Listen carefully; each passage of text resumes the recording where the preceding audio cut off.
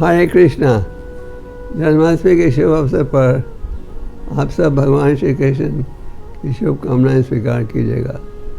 आपको जानकर खुशी होगी कि आपके शहर में इस्कॉन द्वारा एक सुंदर कल्चरल सेंटर और मंदिर बनने जा रहा है।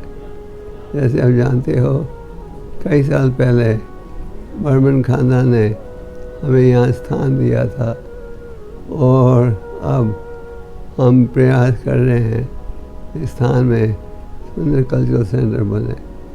वाराणसी ऐतिहासिक शहर है, संतों का स्थान था, महाप्रभु ने यहाँ समय दिया है और बहुत आवश्यक है कि इस शहर में एक महत्वपूर्ण सेंटर बने।